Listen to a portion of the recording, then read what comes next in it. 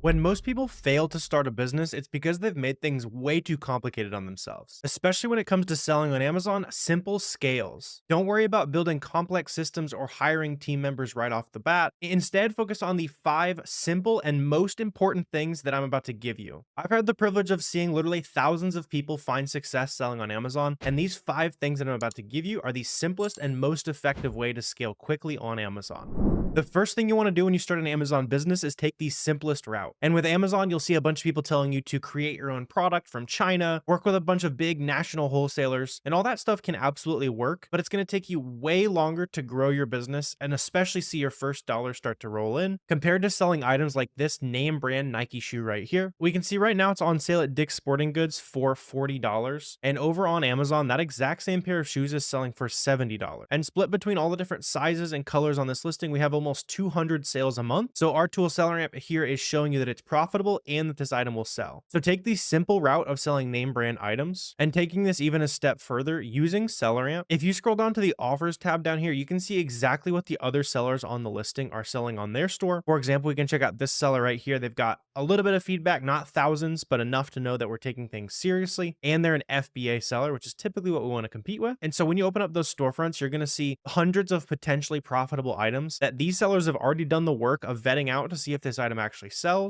And your only goal is to compare this back to different places that you can buy these items across the internet, just like we found these Nike shoes on sale at Dick's Sporting Goods. But that actually segues me perfectly into the second point. What you might have noticed on this example item here is that it's not actually quite enough high enough ROI for my taste, right? So ROI is red on this item, especially for things like shoes. I like to look for at least 35% ROI. Ideally, we'd have a lot more than that, just because you do have more returns and things that can make selling products like shoes a little bit riskier. As long as you're able to squeeze extra profit out of those items, that's totally fine. And the second, and I would say equally important thing you need to be looking at is finding every discount possible. This is where most Amazon sellers end up failing, is they're expecting to click around the internet, whether it's a sale item like this or just sitting at retail price, they're expecting it to be immediately profitable on Amazon and they're not doing any extra work. For example, with Dick's Sporting Goods, I'll show you a quick trick here. We can get 10% off on top of this item that we're buying here if we go ahead and generate a 10% off coupon code with this box right here. And so when you plug your email in here, you're going to get a 10% off code, and that is going to take this price of $40 down to $36. And now our profit and ROI numbers look fantastic. And if you're worried about making a bunch of different email addresses and all that good stuff, let's say my email address is warner@gmail.com. If you want to get this coupon code, you obviously enter the email the first time, but the way that the email address will work is if you put a plus and then anything you want after the plus sign, it's going to redirect to whatever was before the plus, in this case, warner@gmail.com. And so I can use this blank basically an infinite amount of times. As long as I enter a different number or different digits after the plus, it's going to make this form think that we deserve a new 10% off code, but it's just going to send it back to the exact same email address. That's getting a little bit into the weeds there, but that trick right there has made me a ton of money selling on Amazon. A couple other super simple ways to check and see if you can find some deals are free Chrome extensions like Capital One Shopping. That's up here in the top right here. And when we click it today at Nike.com, for example, when we're looking through this storefront here, we can see they're carrying a ton of Nike products. And when I check this free Chrome extension, it's showing me that I can get 25% off. Seems like a women's event sale, so it's probably 25% off on a lot of like women's shoes and stuff. And so when we're looking through these storefronts, now whenever we see women's shoes like this one right here or women's clothing, we know that we're going to be able to get a discount on it. And that seller who's just randomly clicking around looking for sale prices, retail prices, it might not have done that super simple extra step to know that they can actually get an extra 25% off. And that's going to make a bunch of bad or okay items into great items. So get free Chrome extensions like Capital One Shopping up here. You can also look at websites like Deals Plus. They'll list a bunch of trending coupons. So you can see there's some different Kohl's sales, some Macy's sales, really any site like this. There's a bunch of them. Coupon Birds, Retail Me Not, a couple more that I'll mention. And then the other thing you want to think about in terms of getting as much discount as possible. Again, getting discounts is absolutely key to avoiding price tanking, not finding enough items, all that kind of stuff that beginners traditionally complain about. The other side of that is leveraging cash back. So whenever you're sourcing products, for example, let's say you found something at Sephora, make sure you use a link through Top Cashback. It's completely free. You just click on this button, it sends you right to Sephora, and then you place that order and check out. And immediately after you've done that, you've gotten 4% of that money back, lowering your cost, making sure that you're going to squeeze as much profit as possible out of every transaction.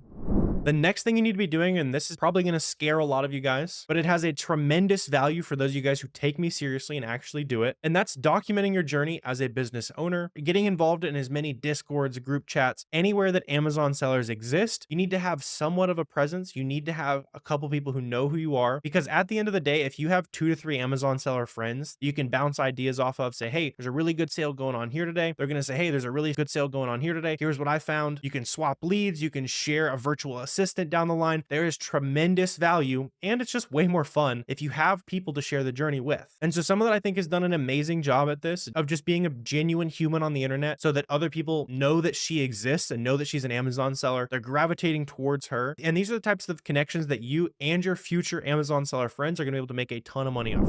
So this is one of my students, Sam. She started selling on Amazon in May of 2023, as you can see up here. And she's a great example of someone who's just sharing the wins, sharing the losses that you can see going through here. She's just sharing a lot of the sales she's got going on. She's sharing a bunch of wins. I know she also had some issues with her Amazon account. And because she existed on Twitter, you can see right here, she's thanking a lot of people for helping her out. And these are the types of things that you're never, ever going to get if you think that you can be a successful Amazon seller, or at least as successful as the best Amazon sellers if you're doing it completely by yourself. No one knows that you exist. So if you're serious about Amazon, post every now and then on Twitter, Instagram, tag SellerAmp, tag Fields of Profit, tag Flips for Miles. We're happy to blast you out there if you're taking things seriously and wanting to make some networking connections.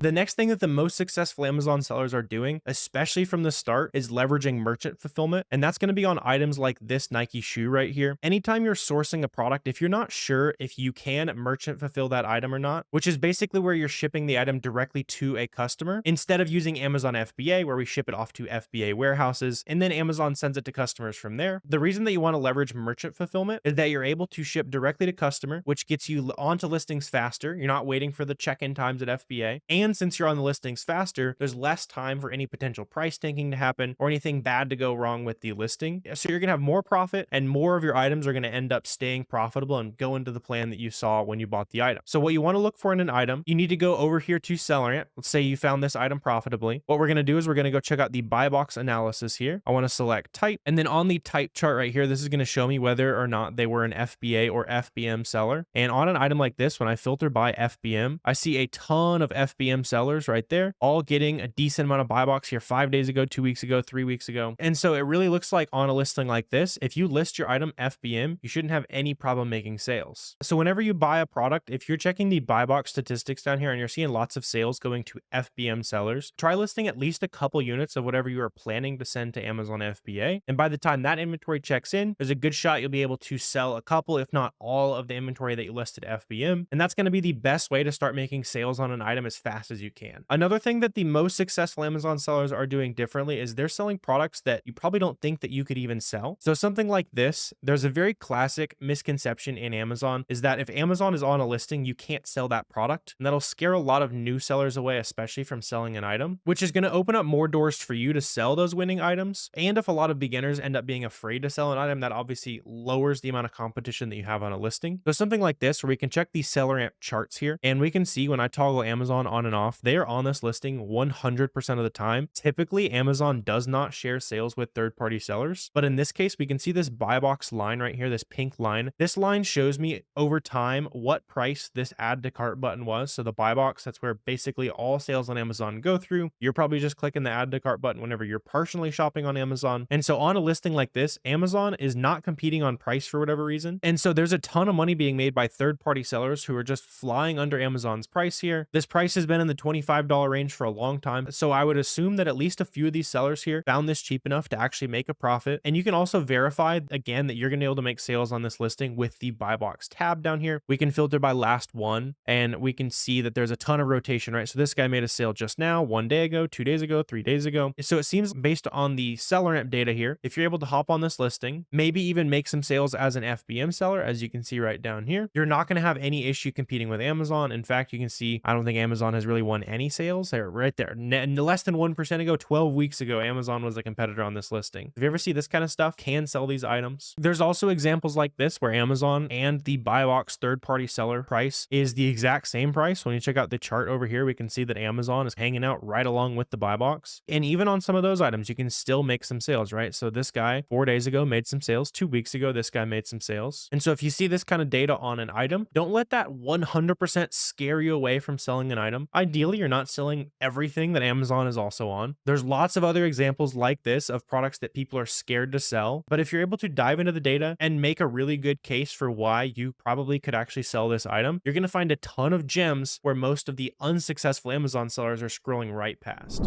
So hopefully you're already implementing all 5 of those things if you want to be a successful Amazon seller. If not, I would highly suggest that you get serious and take action on any of those that you're not already doing. And if you did find this video valuable, please help us out. Hit that subscribe button down below. That lets us know to keep making more videos like this one. Also, let me know if you have any questions, comments, anything like that. Always happy to answer those for you. But I really appreciate you watching this video, and I will see you next time.